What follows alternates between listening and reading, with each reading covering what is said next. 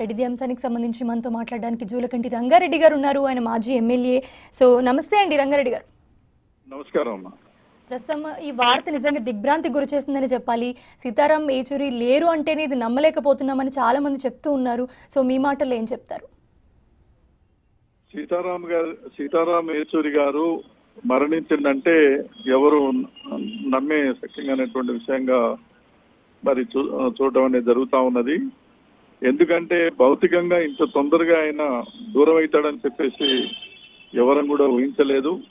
ఆయన మొన్నటి వరకు కూడా ఎంతో యాక్టివ్గా మరి ఉద్యమాల్లో సమావేశాల్లో పాల్గొన్నటువంటి పరిస్థితి కూడా చూశాము. ఆయన ఇప్పుడున్న పరిస్థితుల్లో కమ్యూనిస్టు ఉద్యమానికి ఆయన చనిపోవడం అనేది తీరని లోటుగా భావించవలసి వస్తూ ఉంది. ఒక సిపిఎం పార్టీ కాదు, మొత్తం కమ్యూనిస్టు పార్టీలకు, కమ్యూనిస్టు ఉద్యమానికి, ప్రజాతంత్ర ఉద్యమాలకి, వామపక్ష మన లౌకిక శక్తులందరికీ కూడా ఇవాళ ఆ దిగ్భ్రాంతి కల్పించేటువంటి విషయంగా భావిస్తా ఉన్నాం. ఆయన ఒక గొప్ప మేధావిగా, బహుభాషా కోవిదుడిగా ఆయన పేరున్నటువంటి నాయకుడు. 2014 నుండి ఇప్పటి వరకు కూడా ఆయన సిపిఎం పార్టీ ఆల్ ఇండియా ప్రధాన కార్యదర్శిగా పనిచేయటం అనేది జరిగింది. గొప్ప పార్లమెంటేరియన్ గా వారు పార్లమెంటులో మాట్లాడుతుంటే అన్ని పార్టీల వాళ్ళు అందరూ కూడా బయట కోట్లాది మంది ప్రజలు కూడా టీవీల దగ్గర ఉండి ఆయన మాట్లాడే విషయాలన్నీ వింటూ నోట్ చేసుకునేటువంటి వాళ్ళు. జేఎన్యూలో కూడా విద్యార్థి ఉద్యమంలో చాలా చురుగ్గా పాల్గొనేటువంటి పరిస్థితి కూడా మనం చూసాం. ఆయన ఉన్నత చదువులు, మరి ఆయన గోల్డ్ మెడలిస్ట్ కూడా.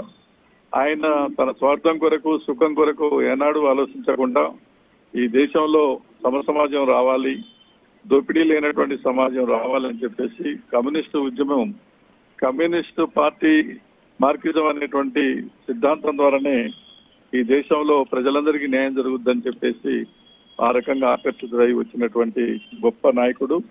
ఎత్తిన జెండా దించకుండా అనేక ఆటుపోట్లు, అనేక ఎదురు దెబ్బలు, కమ్యూనిస్టు ఉద్యమంలో అనేక చీలికలు ఎన్ని వచ్చినప్పుడు కూడా ఆయన చాలా నిబ్బరంగా, జాగ్రత్తగా మరి సీనియర్ నాయకులు మన సుందరయ్య గారితో, బసవపున్నయ్య గారితో, జ్యోతిబస్ గారితో, సూర్జిత్ సింగ్ గారితో, అలాంటి నాయకులతోటి చాలా దగ్గరగా ఉంటూ కూడా ఆయన పనిచేయటం అనేది జరిగింది. మన దేశంలోనే కాదు, నేపాల్లో మరి కమ్యూనిస్టు పార్టీల్లో ఐక్యత లేకుండా ప్రభుత్వం ఏర్పాటులో కూడా ఇబ్బందులు ఏర్పడినప్పుడు ప్రత్యేకంగా ఏచూరి గారిని పిలిపించుకొని వాళ్ళందరినీ ఏకం చేసి అక్కడ కమ్యూనిస్టు ప్రభుత్వం ఏర్పాటు కావటానికి కూడా కృషి చేసినటువంటి నాయకుడు, ప్రపంచవ్యాప్తంగా కూడా గుర్తింపున్నటువంటి నాయకుడు. ఆయన ఈ టైంలో యూపీఏ 1 ప్రభుత్వం ఏర్పడటంలో కానివ్వండి, తర్వాత ఏంటంటే ఇప్పుడు ఈ దేశంలో వామపక్ష ప్రజాతంత్ర లౌకిక శక్తులను ఏకం చేసేటువంటి విషయంలో గొప్ప పాత్ర ఆయన తీసుకోవడం అనేది కూడా జరిగింది. ఇటువంటి సమయంలో సీతారాం ఏచూరి గారు లేకపోవడం అనేది తీరని లోటు.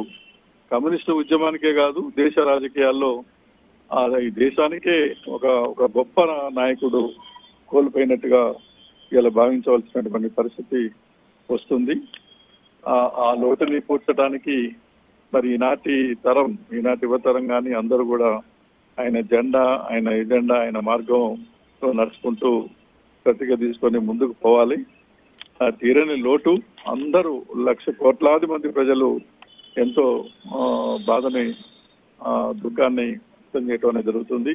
బెంగాల్, కేరళ, త్రిపుర ఒకటని కాదు, తెలుగు రాష్ట్రాల్లో దేశవ్యాప్తంగా ఆయన గుర్తింపున్నటువంటి గొప్ప నాయకుడు.